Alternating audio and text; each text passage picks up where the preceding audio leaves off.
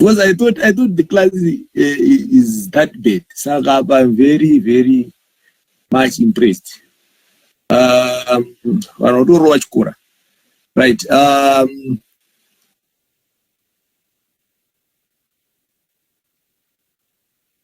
Right, over to you, Mr. Courage. Hello, can you see my screen? Yes, it's okay. All right.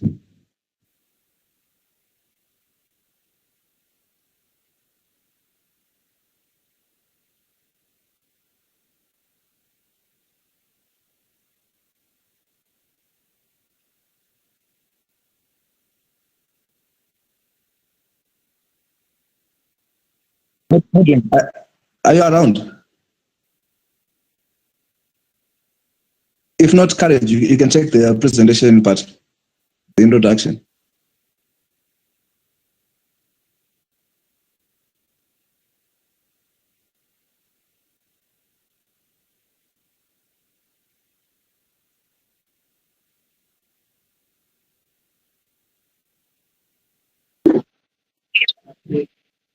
Hello. Morning, Tim.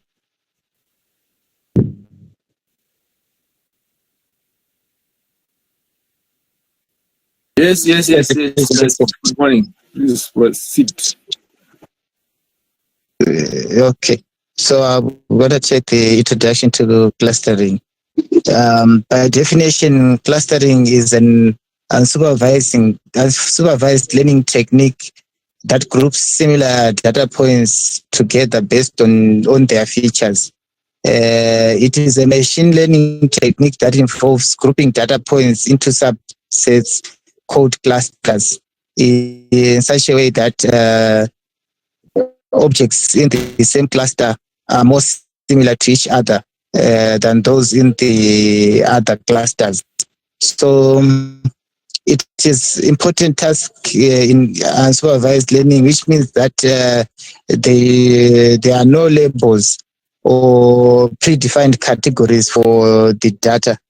The goal of clustering is to identify natural groupings in data based on their features. So the purpose of clustering is to discover the inherent structures in data without predefined labels. So the key concepts that we're going to look at are the data points, which are individual items in the data set to be clustered. Each point is described by several features such as the attributes or the variables of that data point. And then we're going to look also on a cluster, which is a collection of data points that are similar to each other. The similarity is often determined using some distance measure, like the Euclidean distance. And then we're going to also look at the centroid, which is the center of a cluster, representing an average of all the points in the cluster. Some algorithms of clustering include the k-means, which rely on the centroid to define the clusters. We are going to also look at similarity or dissimilarity. Clustering is based on the idea of similarity between data points. Or similar points are grouped together while dissimilar points are separated into different clusters.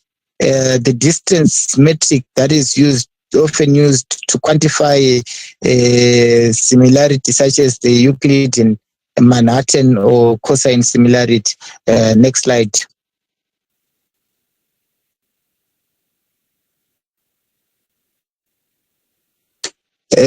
So clustering is important in web mining. We are gonna drill down into why clustering is important. The first is data reduction. Clustering helps to reduce complexity of data by grouping similar items, which which makes it easier to analyze and extract meaningful insights from vast amount of data that is generated by the web, which can be overwhelming. Also, clustering is important in pattern discovering. So by grouping data into clusters, it facilitates discovery of hidden patterns and trends in web data. So we'll be grouping data based on similar web pages, users or sessions, patterns such as common user preferences, website traffic flow, and popular content that can be identified by the process of clustering. There's also improved search engine performance. Um, as a result of clustering similar web documents or web pages, search engines can improve the relevance of search results. Grouping related content together allows for more precise information retrieval and reduces information overload for users. Then there's also enhanced user experience. Clustering can help websites and web applications deliver personalized experiences to users by analyzing user behavior and grouping similar users. Content or product recommendation can be tailored to individual preferences. And then also there's also an importance here of scalability. Clustering helps in scaling the analysis process by breaking down massive data sets into manageable groups for deeper analysis. The web is constantly growing with new data that is generated every second. Then there's also market segmentation.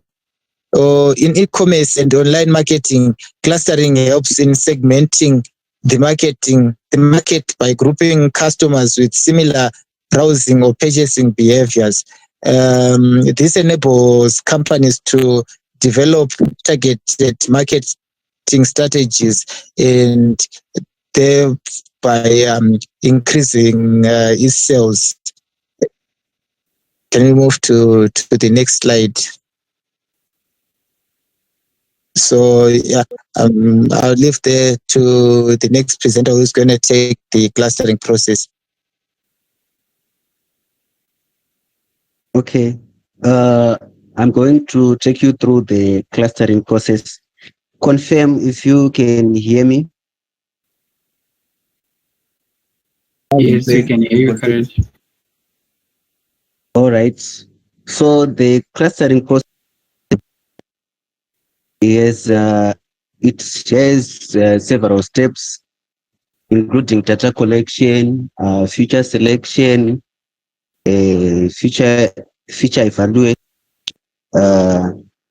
So I'm going to go through all those steps, starting with the data collection. So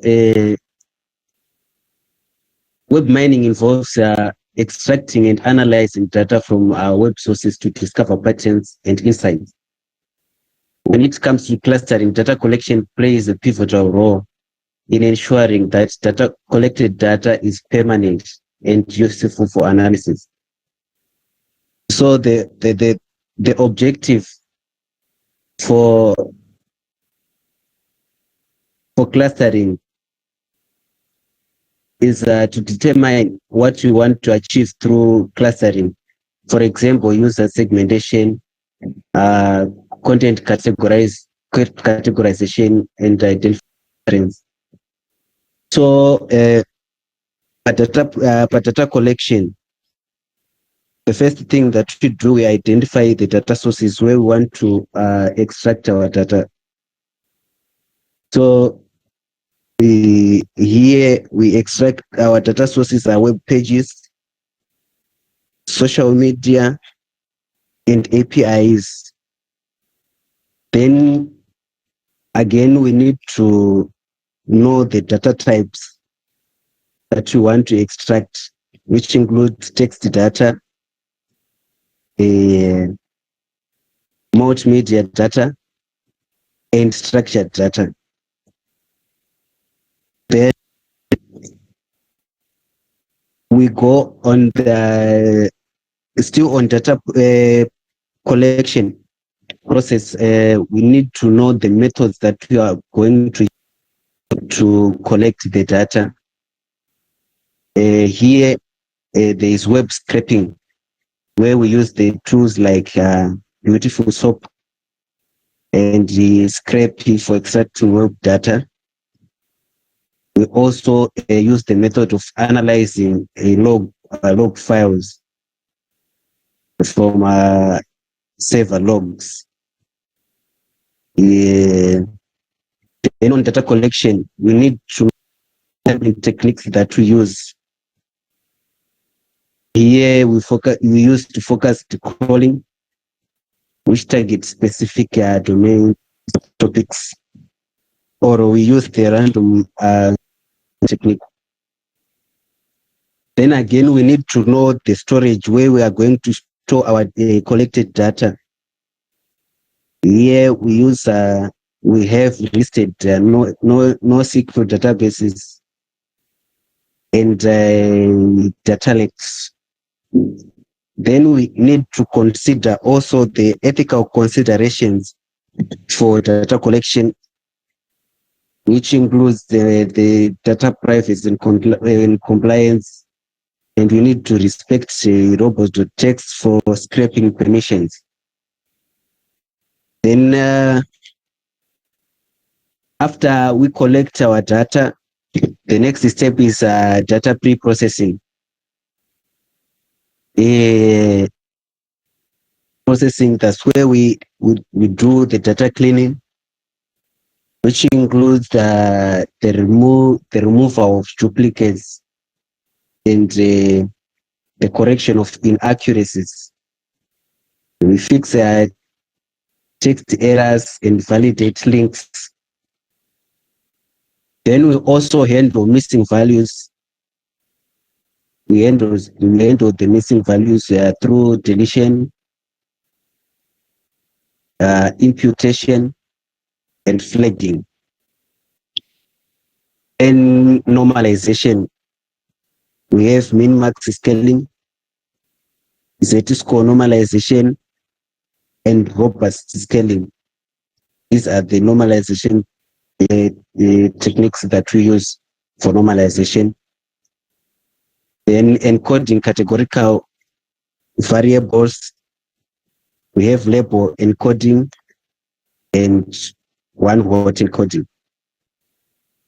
Then we have what we call text pre-processing, which includes tokenization, removal, or lemmatization. Then on feature selection, selecting appropriate features is critical for clustering. In web mining, you may ignore irrelevant features like user ID or random session data, focusing instead on behavioral patterns that define the user group. On feature selection, you will see on our practical when we will be removing irrelevant features like user ID.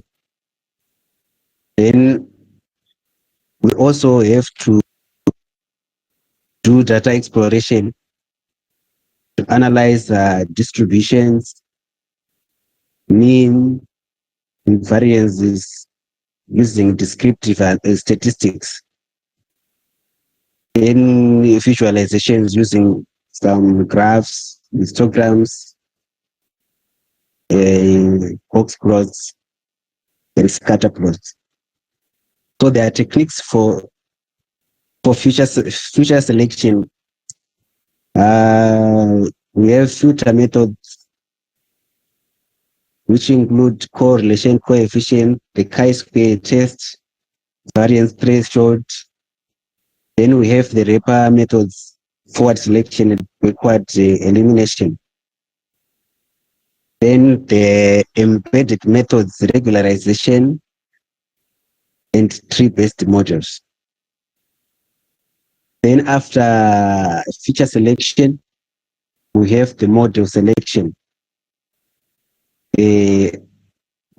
On model selection, we first have to understand the data, which is the data type, distribution, and dimensionality.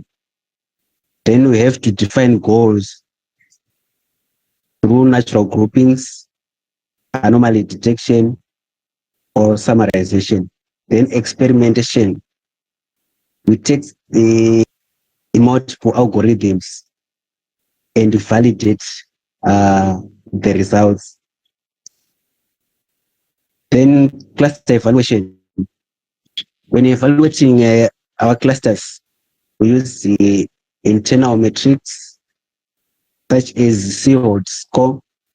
This will be explained in the next presentation in detail. This measures the object similarities within and between clusters.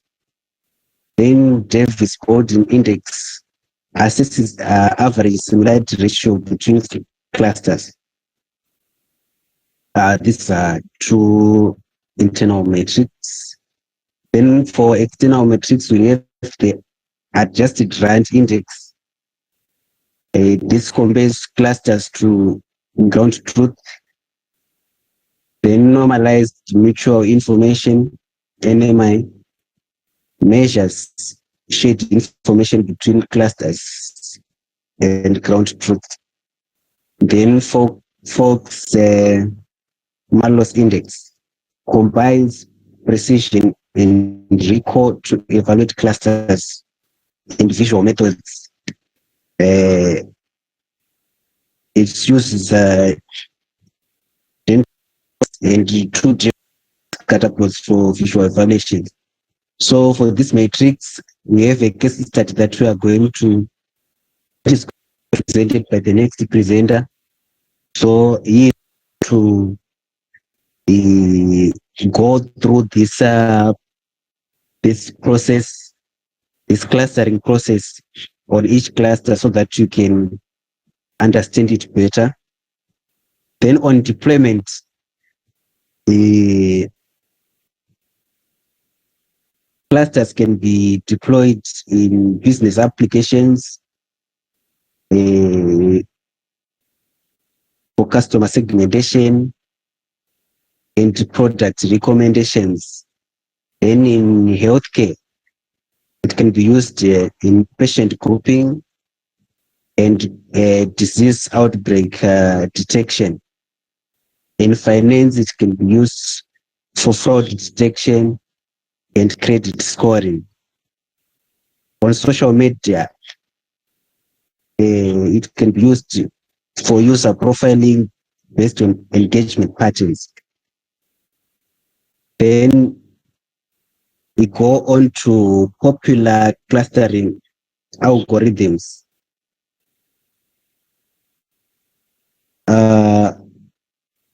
We have K-means clustering as our first clustering algorithm.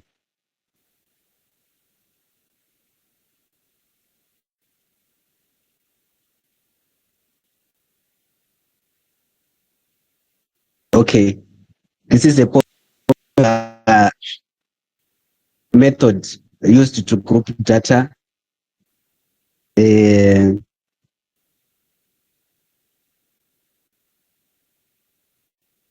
For example, user sessions into K clusters, where users within the same cluster have similar browsing patterns.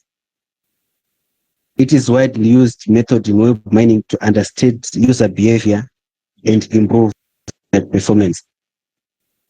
So how it works? The first step is to pick a case cluster center, which is called a centroids. And the second step is assignment.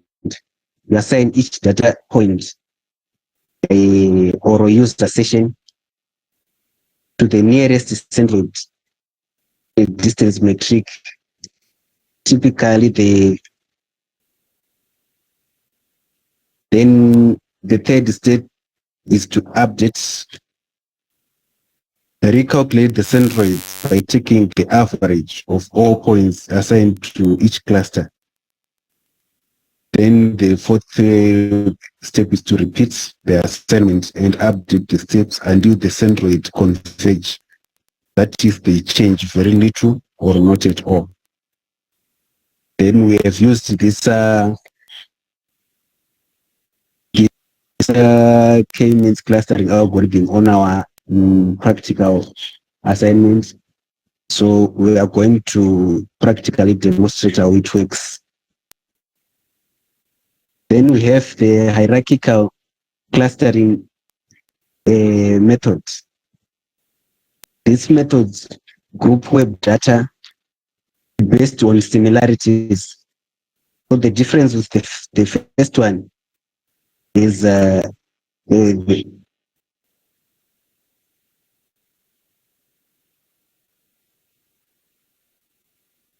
this one, the difference with the K-means clustering algorithm is that this method group web data based on similarities. Then it builds a tree-like structure called dendrons, showing nested clusters. This is useful for the customer segmentation, web page classification, and personalization. The key process is the first is agglomerative clustering, which is bottom up. We start with each data point as its own cluster, then merge the similar clusters iteratively until only one remains. Then we have the divisive clustering. They start with one large cluster and split it into smaller ones. Then we have the density-based spatial clustering of applications with noise. In the context of web mining, the density-based clustering is a powerful method for analyzing and grouping web-related data, such as user behavior, clicks patterns, and content similarities.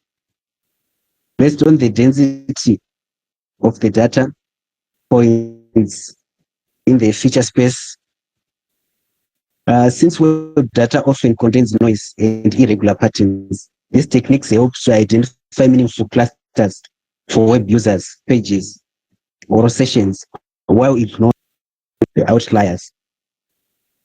The density-based spatial clustering of applications with noise algorithm, which is widely used in density-based clustering, can handle these irregularities in web mining clusters. In web mining clusters may represent user groups with similar browsing behaviors or content clusters based on shared features. A DBSCAN's ability to identify clusters of arbitrary shapes allows it to adapt to complex, often nonlinear relationships found in web data, such as users who navigate non-standard paths across the website. In summary, density-based clustering is a robust technique for web mining that can discover hidden patterns and groupings in noisy, complex data while ignoring outliers. Then we have the Gaussian mixture models. The Gaussian mixture models are used for clustering website data, such as user behavior, content, or browsing patterns. The web data often has overlapping patterns where users or pages share similar characteristics but do not fit into strictly separated categories. This method is useful because it assumes that data is a mix of Gaussian distribution, bell-shaped curves representing different clusters on the web. Each cluster has a probability of containing a data point like a user or web page, allowing for soft clustering where items can belong to more than one cluster with different probabilities. This is valuable in web mining because web behavior is often ambiguous, with patterns that overlap between different groups. For example, users interacting with multiple content categories. The Gaussian mixture models can handle clusters of varying shapes and sizing, making it well suited for recognizing complex, nuanced patterns in web data. However, this model works best with numerical data and can be sensitive to outliers, requiring careful data preparation for accurate results. Then the last algorithm is affinity propagation. This is an unsupervised clustering techniques that groups data points based on their similarities without needing to specify the number of clusters in advance. In web mining, this method can be applied to identify patterns and group similar web pages, user behavior, or content-based shared features like keywords and browsing history. The algorithm works by passing messages between data points, that is web pages or interactions, which helps identify exemplars, data points that best represent each cluster. These exemplars summarize the overall group, making it easier to understand the structure of the data. Affinity propagation is ideal for web mining because it efficiently handles large datasets and found clusters that truly reflect the underlying relationship among data points, providing valuable insights for tasks like customer segmentation, content recommendation, or trend analysis. I can hand over to the next presenter to present on importance of evaluation metrics. Thank you, Courage. And we move to the next slide on the importance of evaluation metrics.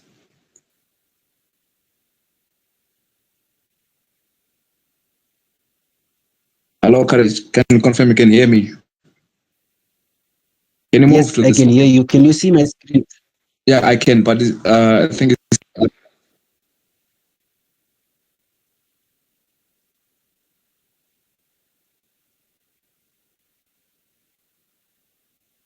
okay, thank you. I think my screen had frozen. Right. I'll take you through the part of importance of evaluation metrics. So I think as been said earlier on, clustering is just the process where we are dividing a data set into groups where the members of each group are more similar to each other than those in the other groups. So we're saying this is very, very much important in data analytics as it helps in identifying the hidden patterns in the data. So you say that evaluating the clustering effectiveness is very, very crucial in determining the quality of the results. And without making use of proper metrics, you cannot ascertain whether the clusters formed are meaningful or if they will serve the intended purpose in data analysis. This was borrowed from Sharaki et al. 2020. Next slide, please. So we've got internal and internal evaluation metrics. And when it comes to the internal metrics, we're saying you're assessing the clustering without external reference, borrowed from the mentioned scholar. And examples include the Seward score and Davis-Bowden index. We'll explain this in depth. And these metrics help in understanding the compactness and separation of the clusters formed during the analysis.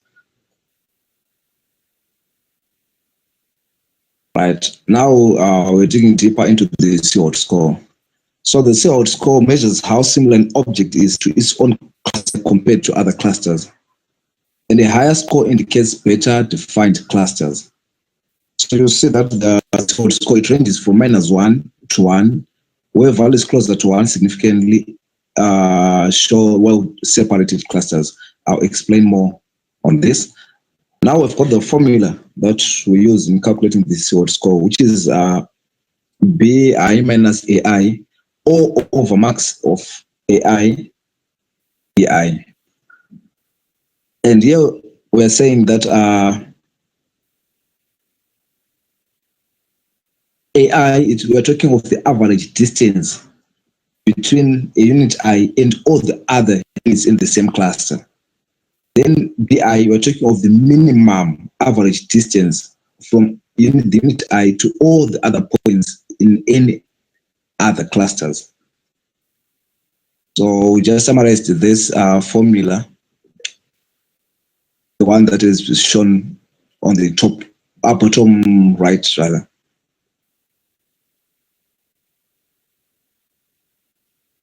So going back to this formula, you'll see that if our BI is much larger than AI, then our Seward score will be positive. And this will then entail us that the data is well clustered.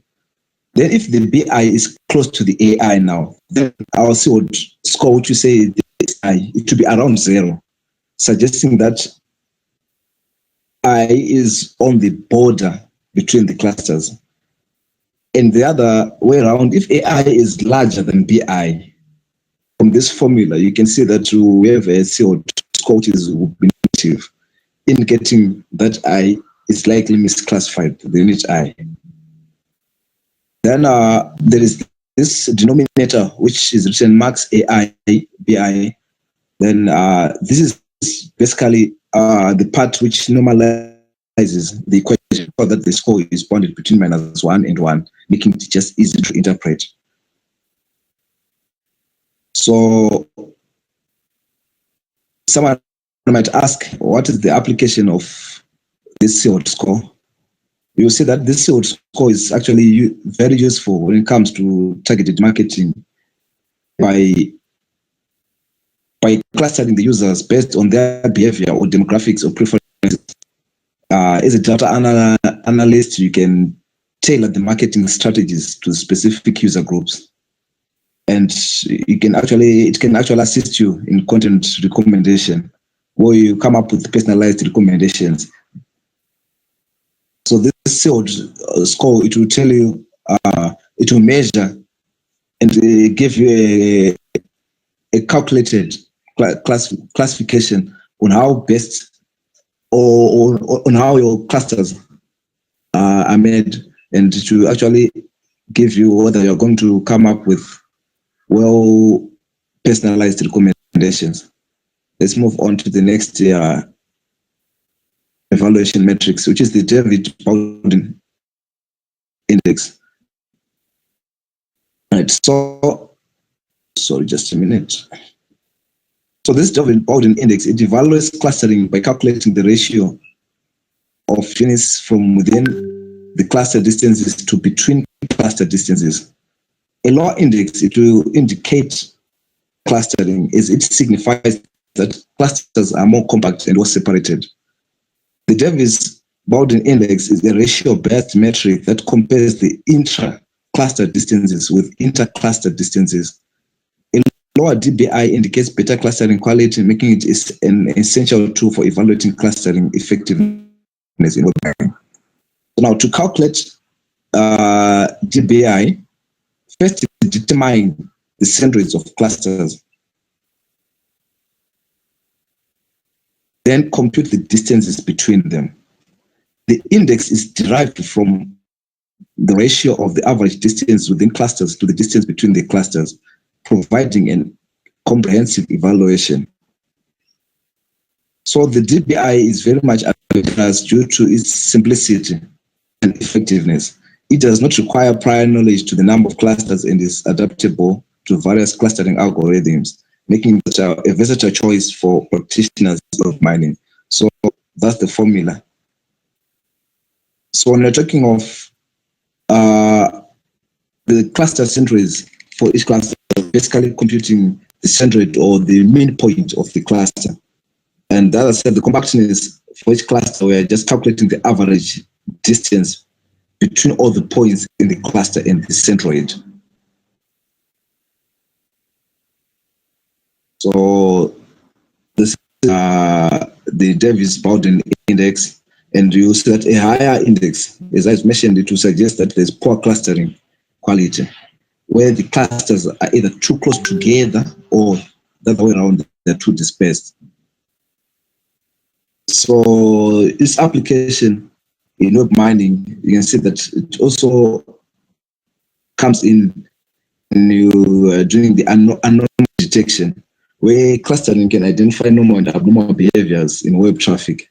So the DBI can help assess the effectiveness of clustering methods used to detect anomalies, ensuring that unusual patterns stand out.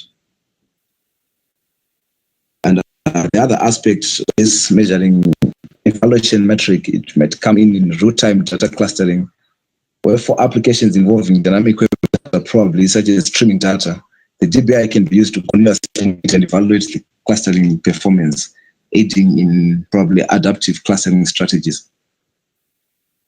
And move over to the next slide. So we also have external metrics. And in external metrics, basically, we are comparing the clustering results against the ground truth. I think as has been mentioned by the previous presenter. Common metrics include the adjusted RAND index and the normalized information. These metrics are essential when ground truth is available to validate clustering performance. And we also have inertia coming in as an external metric. Move on to the next slide.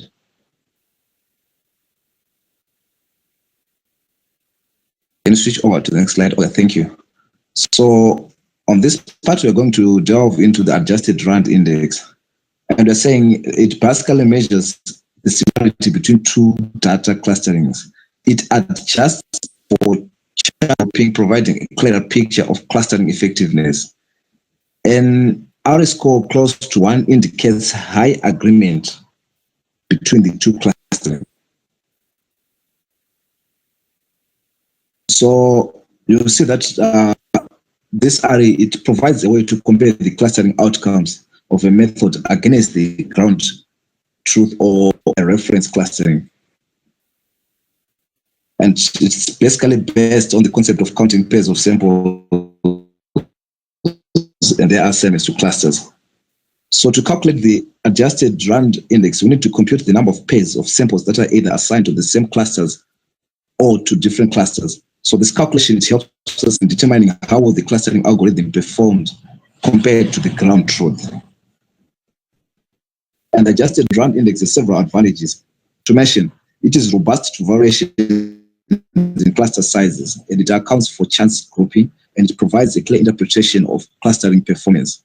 These qualities make array a preferred choice among researchers and practitioners. But however, despite its strengths, the array's limitations, it can be sensitive to the number of clusters. It might perform rather well balanced data sets. Understanding these limitations is crucial for correctly interpreting clustering models, according to the mentioned scholar. So from this understanding, you can see that a quick application of the array in web mining, probably it can be when you're comparing some two clustering algorithms. You see that the array is commonly used to evaluate and compare the performance of different clustering algorithms on the same data set, helping you to identify which algorithm will produce better results that align more closely with the ground truth. Right, I'll move on to inertia. You see that it measures how tightly data points are clustered together. it reflects the compactness of clusters with lower inertia indicating better defined clusters. And understanding inertia is crucial for evaluating clustering performance in web mining applications.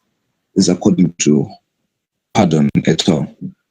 Inertia-based metrics measure the compactness of clusters. A common approach is to calculate the sum of squared distances between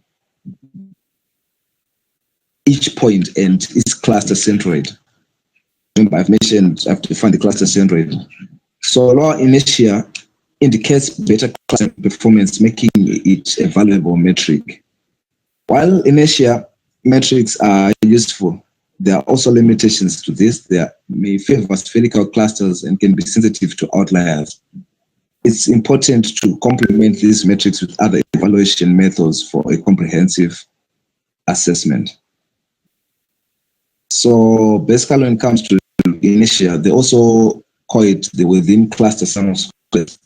It's basically quantifying the difference between each data point and the centroid of its assigned cluster, to this formula that is on the bottom left.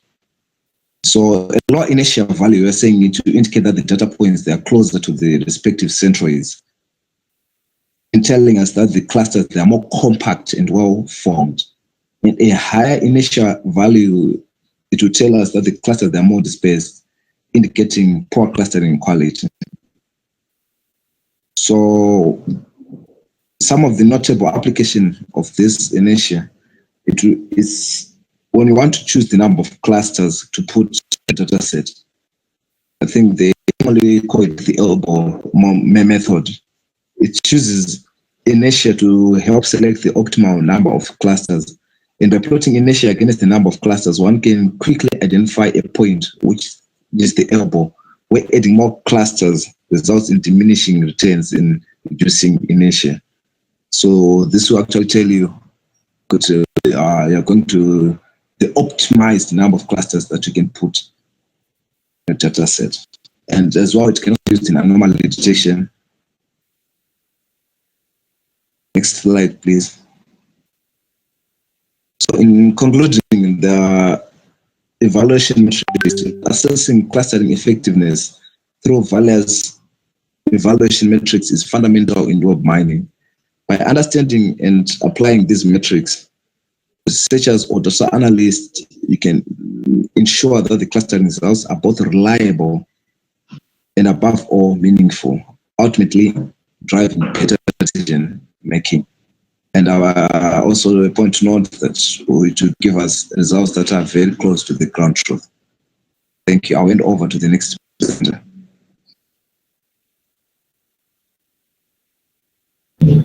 Okay, thank you, Panache. Confirm I'm audible. Yes. Okay, thank you. So basing on the previous presenters that were presenting about the clustering as well as the processes, I'm going to look at the case study of customer segmentation at Netflix. So the aim of this is to segment the Netflix users based on the viewing behavior to provide personalized content as well as recommendations and optimized targeted marketing.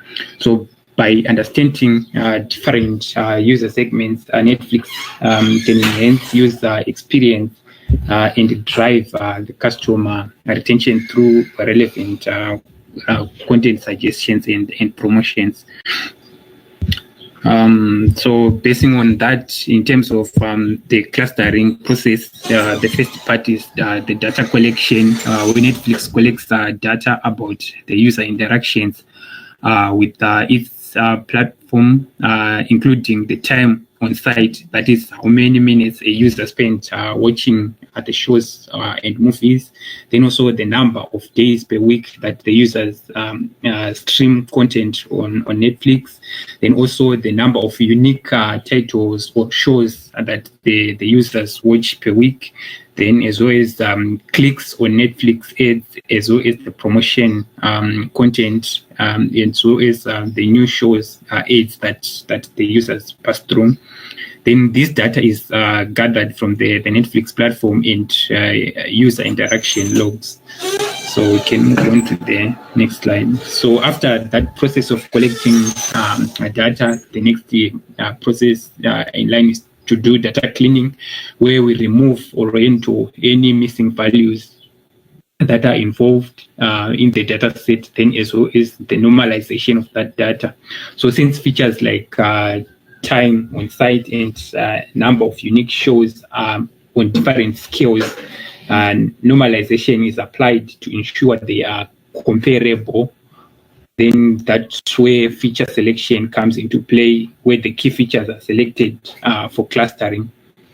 Then in terms of the key features that we noted from the dataset or the process previously, that's time on site, days per week, streaming, then as well as unique shows watched, as well as the clicks on the aids. These are our uniquely selected features that will be normalizing.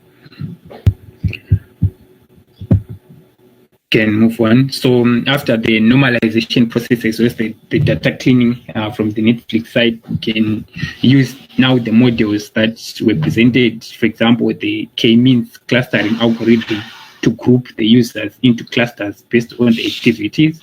Then after that, we test the different numbers of clusters. So for example, we might have 3 clusters that we want to work with. That is the binge watchers. These are the addicts of the Netflix. Then we have the casual viewers. These are users who watch Netflix occasionally, focusing on specific shows and don't engage much with additional ads or promotions. Then the cluster number 3 will be like the light users. These users log in rarely and watch a small number of titles and less likely to click on trailers or new content suggestions.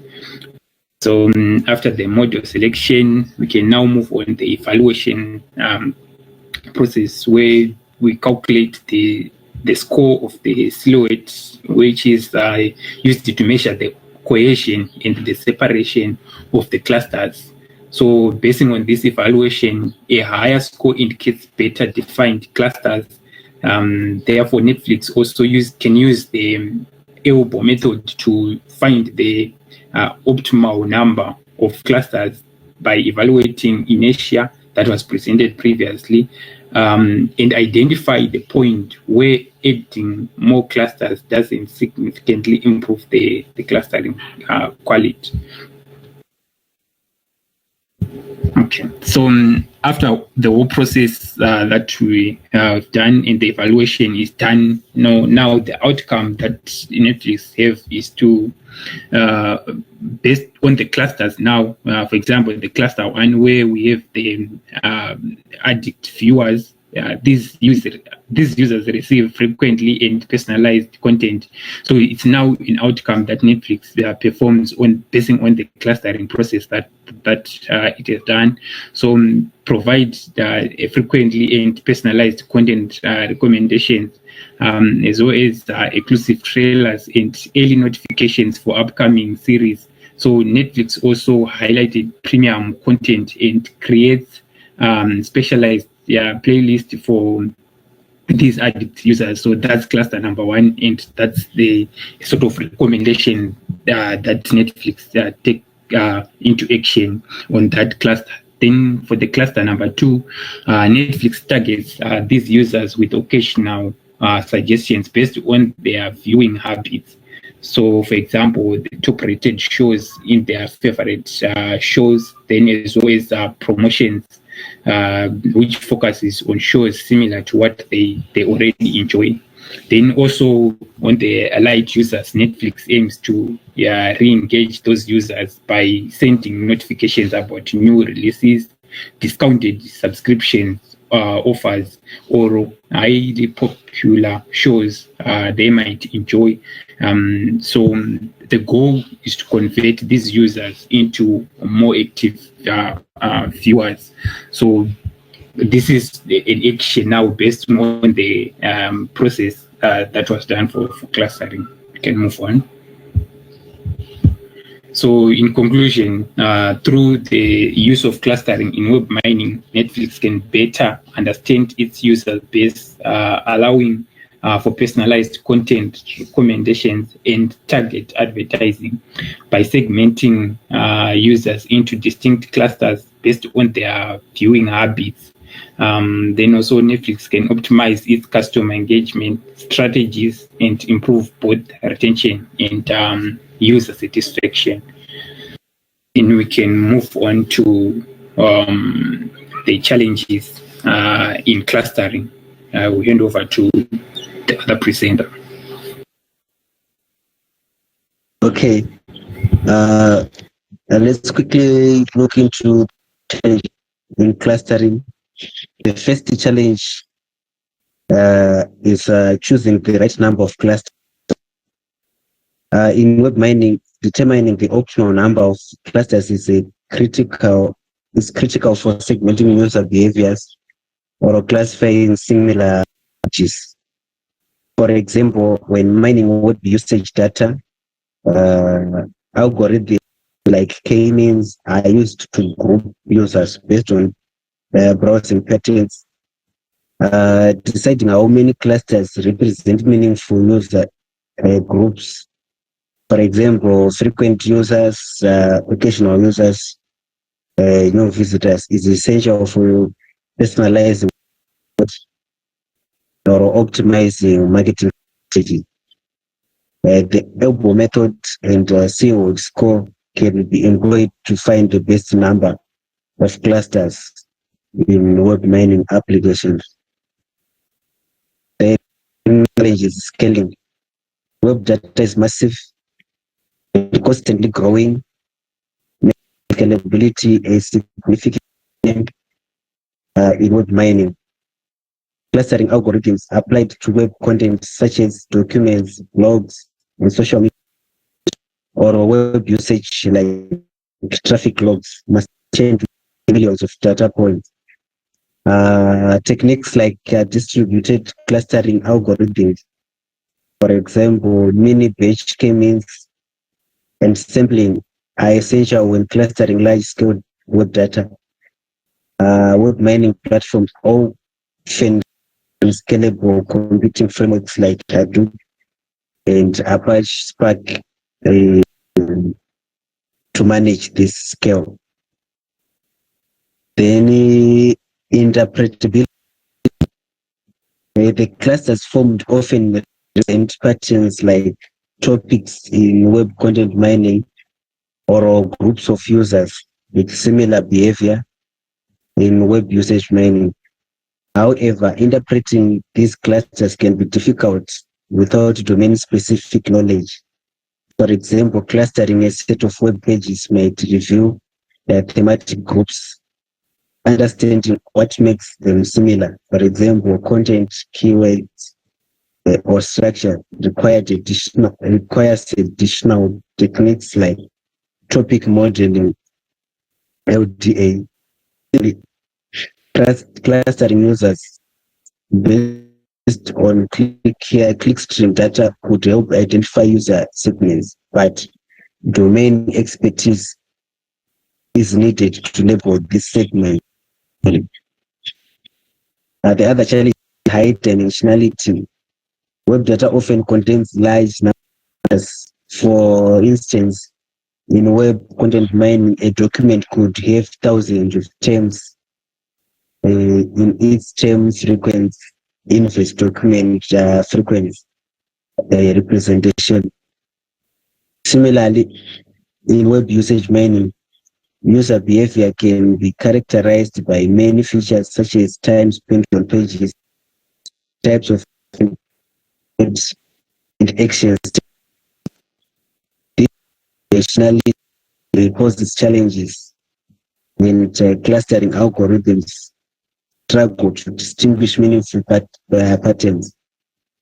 Personality reduction techniques like PCA or TSNE can help simplify the data for retaining significant patterns for studying. The last challenge The next challenge is choosing the right algorithm.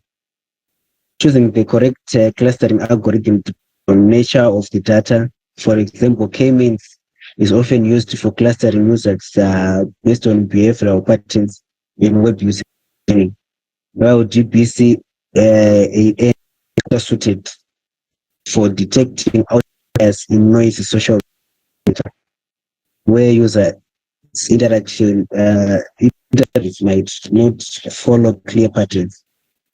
Hierarchical clustering also the in web structure mining to analyze the link relationship between web pages. The choice of algorithm is driven by characteristics of the web data, the clustering goal, and the need for scalability. Then handling categorical and mixed data. Data often contains both numerical and categorical features, such as users, demographics, categorical, then time spent on pages, which is numerical in web usage mining. Clustering algorithms must handle this mix of efficiently. Methods like coarse distance and K prototypes are applied to manage this combination of features, ensuring that clusters are meaningful in the context of user segmentation and content classification. Ensuring the and reliability of the is another challenge. Class algorithm may yield different results and due to limitations when segmenting websites visitors based on their behavior with different initial centroids may produce varying user. To ensure stability, techniques like rights and consensus are used, allowing organizations to trust the results when personal websites or targeting content based on reliable user clusters. Evaluating clustering. This often requires the validation clustering results, especially when clustering users or documents. Since there's no ground truth device learning methods like Seawald score and advanced index are used to evaluate cluster quality. In web content mining, for instance, validating the effectiveness of clustering news articles or blog posts can be done using external data like user engagement metrics or additional labels. For web usage mining, validation may involve comparing clusters with non-customer segments or using cross validation methods. Then future trends in clustering. One is scalable algorithms. These are those designed to handle growing amounts of data efficiently. Their complexity increasing at a near linear or sublinear rate relative to the problem size. In web mining, scalable algorithms are essential for processing the vast and diverse data generated from web content usage and structure.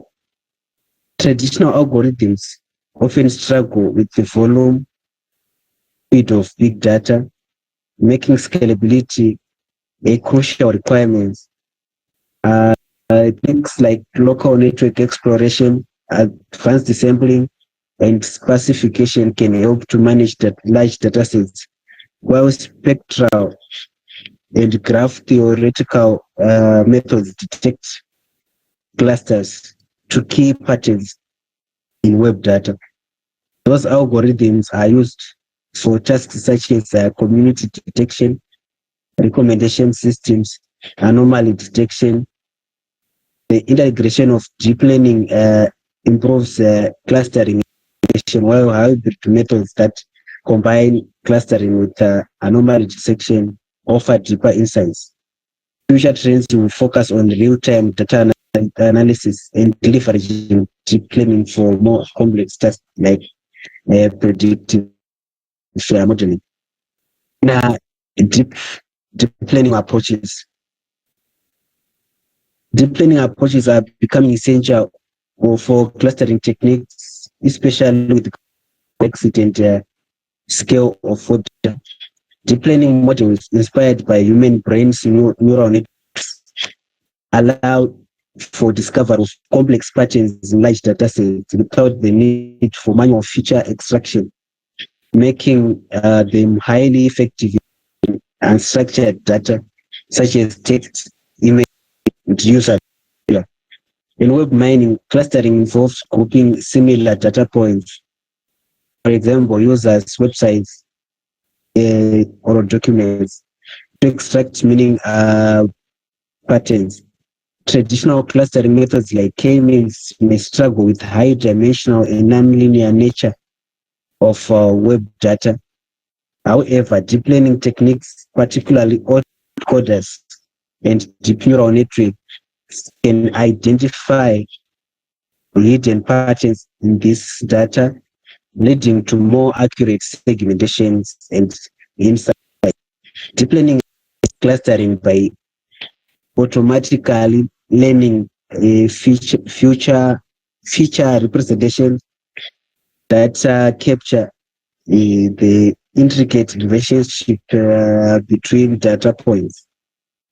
This is especially beneficial for customer segmentation, where clustering can be used to group users based on their behavior, preferences, and interaction.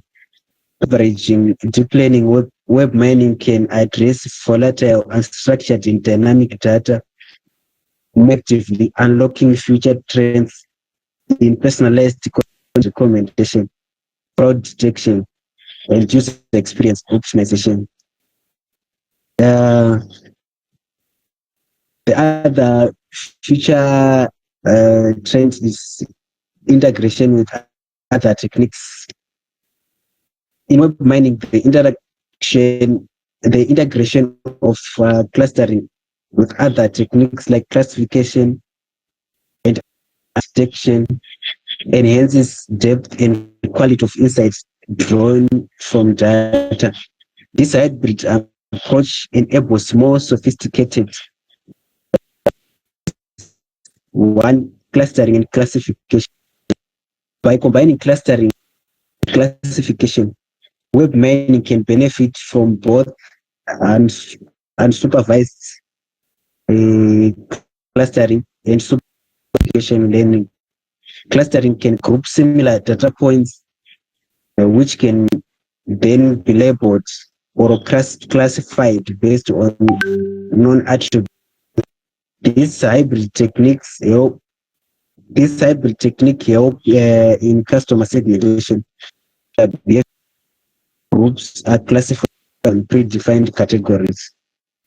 Then the second is integration of clustering and anomaly detection. Clustering helps detecting patterns, while anomaly detection can identify outliers or unusual behaviors within those clusters. This integration is particularly useful to check fraud or malicious activity on websites, or identifying rare customer behaviors in e-commerce websites. Then it's enhanced the predictive models. By combining clustering with other techniques, models more able to both detect patterns in large datasets and predict future trends. This is key in recommendation systems, where clustering can reveal the user preference and classification can predict future the user action. Integration in web mining thus leads to better segmentation, improved predictive power, and more robust detection of unusual patterns. This is the end of our presentation. I will hand over to Pride to take us through the practical question.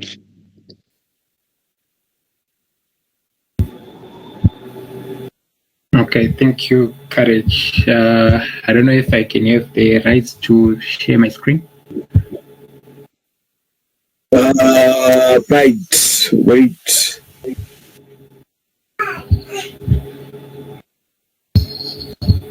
Can I see you? Can I see you? All right.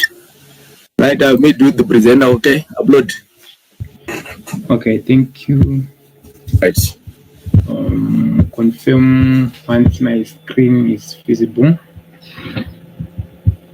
I can see your screen. Okay. So we present the question that we have on clustering. So it reads: an online media company wants to segment its users based on their activities on their website to improve personalized content recommendations.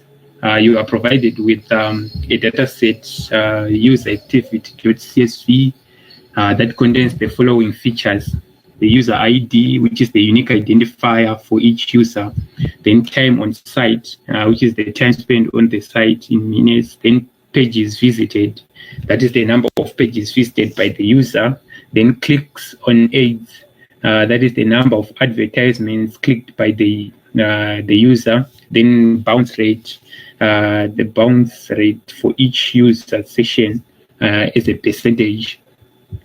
Then the tasks that we have is number one, to do data processing and exploration, which involves loading the data set and dropping the user ID, then check for the missing values in the data set, then as well as the normalization process on the features that we have.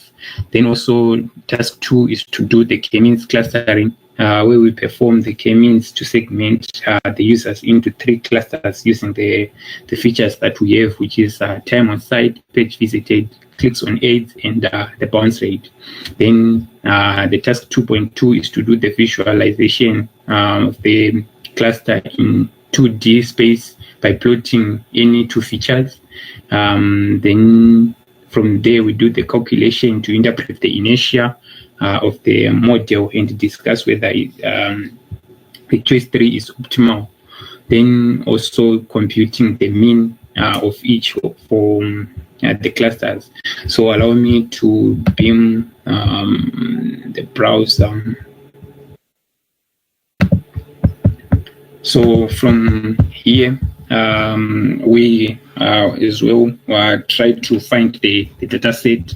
So we got the data set that we have with these fields, that is the user ID, the time on site, as well as the page visited, the clicks on it. So it is around 10,000 records that we have. So in this case, we go on to perform the coding process, where we do the task number 1, which is the data processing, where we load the data, we import our pandas, and as well PD read the CSV, which is our user CSV. That's number 1. Then number 2 part is to display the first row of the data set, where we check the fields that we have: user ID, time on site, page visited, as well as the clicks on ads. Then number 3 is to drop the user ID. So first of all, we load the columns that we have, which are available here, and we get the result. Then from there, we drop the column through the df.drop user ID from the data set. Then from there, we printed the columns that we have after dropping. So as you can see that there's no longer user ID from the data set columns that we have. Then from there, we check for the missing values using the df.isNow for all then we can see that for all the columns, there are no missing values that we have. Then we proceeded as well to check the data types. Since we now need to perform the normalization, we need to understand which data types do we have on our columns. So you can see that we have this int and float data types on our columns. Then we do the selection of those columns that we need to normalize. So we only pick basing on the data type and the column that we have. Then we initialize our minimax scalar that we want to use for standardizing our data set. Then from there, we apply the minimax scaling to the numeric columns that we have. Then we now read those columns after normalization. So you can see the first 5 rows from our data set that they are all standardized to the scale between 0 and 1. Then after performing that, we proceeded to do the task number 2, which is applying the k-means clustering on the data set. So we import our libraries, that k-means, as well as the matplotlib that we want to use for the plotting of the graph. Then also we proceeded to do a feature selection now on the columns that we want to use for segmentation. So here we take all of the columns that we have. That's time on site, page visited, clicks on ads, as well as the bounce rate. Then we apply the k-means basing on the 3 clusters that we were told to apply. So after applying that, we fit the k-means model to the scaled data that we have. Then from there, we apply the column for clustering to our data set. So you see that when we read our data set, it now has the cluster column on it, and it's also segmented our data set into 3 clusters. That's 0, the other in 0, the other in 1, and the other in 2. That's grouping or clustering our data set into 3 segments. So basing on that, we proceeded to plot our graph for that, our k-means clustering that is based on the activities that we have, basing on pages visited, as well as the time that the user spent on the website. So basing on that, this is our graph that we have for that. And you can see our clusters, we demarcated them basing on colors, the others in blue, the others in orange, and the other ones in green. So basing on this graph now, we can now identify our clustering, that this scatter plot represents the result of the k-means clustering, where users have been grouped into different clusters based on the activity on the website. So the 2 key metrics that we have is the x-axis, which represents the time on site, as well as the y-axis, which represents the pages visited. So the orange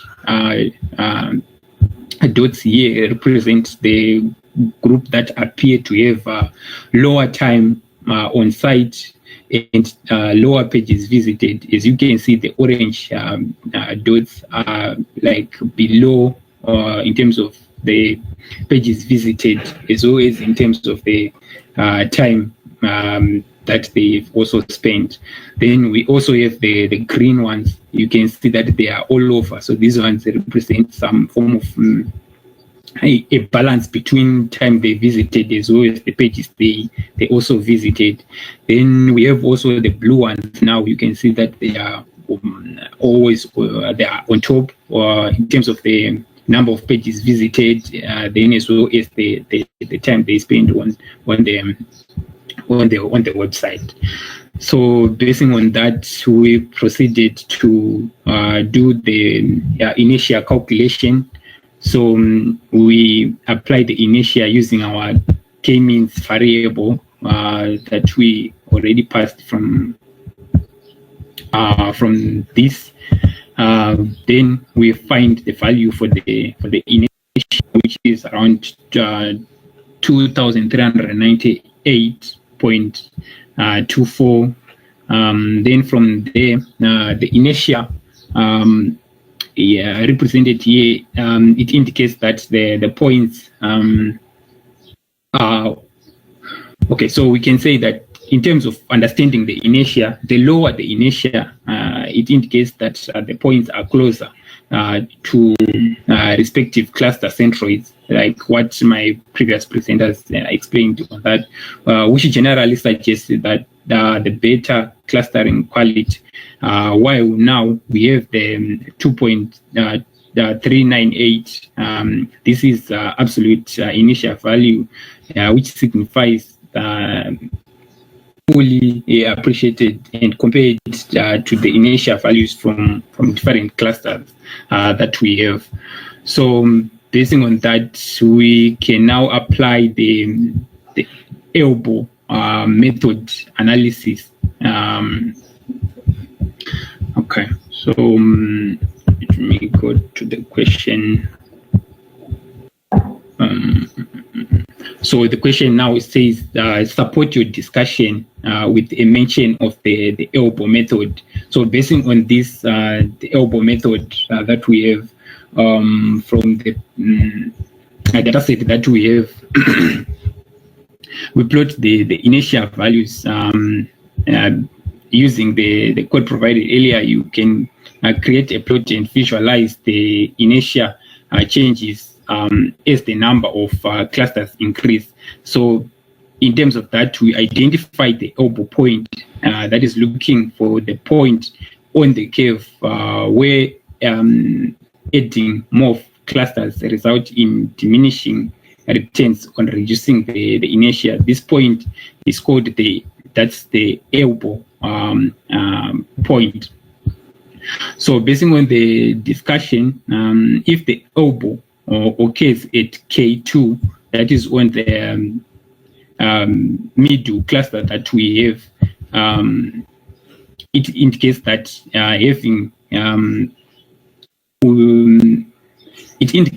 having only two clusters might explain the variance in the data well enough, suggesting that the additional cluster, which is the third one, might not provide a significant benefit.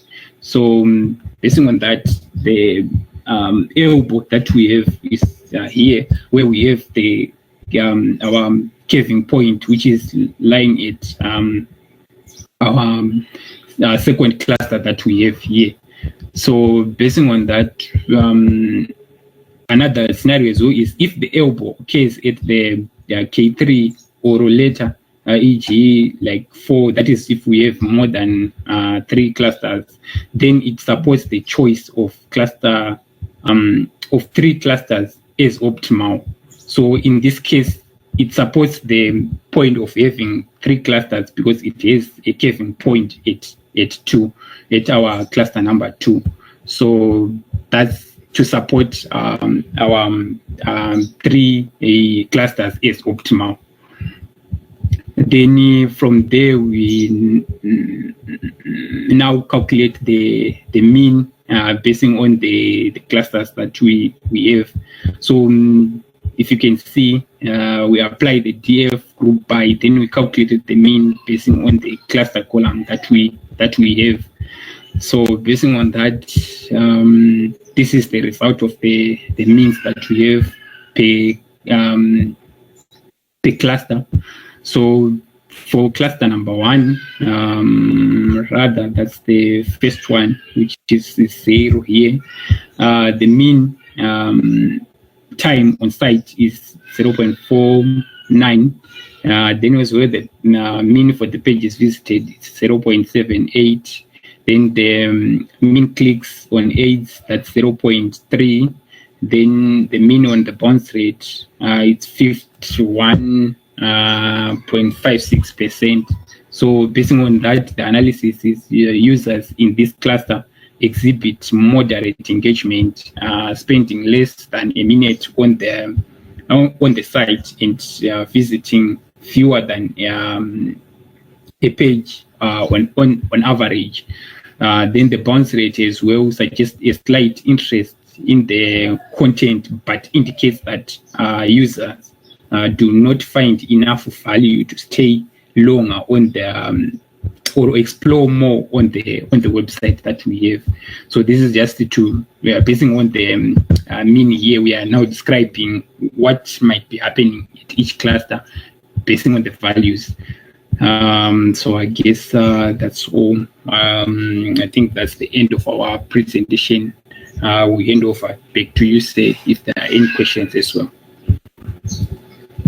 Any comments? Okay, thank you, Doc. Thank you, Pride Moore and colleagues. I think they did justice on the practical aspect. On the theory, there's need to improve, especially on the clustering algorithms. The main clustering algorithms, TNK means hierarchical clustering. You should also provide formulas and much more detail on how the algorithm works. I think you should also direct the same amount of effort, if not more, to that which we might up the evaluation matrix. Talk my students did not want to AI. I've seen with the AI in respect of your results, but one thing I liked about your practical interrogation is you were able to then complement the efforts of AI. AI, it also comes with some positives. I think those are my comments. Thank you. I think you can correct, just add more in terms of those sections that have been highlighted, and then submit before Wednesday. But do we have another group? Yes, sir. There's yours. Which other? Group 3. Right? Group 3. Tava group 3. Group 5 and Alright, group 3 to group 3 tombosoro. But group 3 much kumidza mai. Cannot see. This is 1 o'clock. Cannot do it again. Alright, it's okay. So group 3, who is presenting? Bright. Enoch, you want rights. Let me give you presenter rights. Enoch. Right. You are not the president.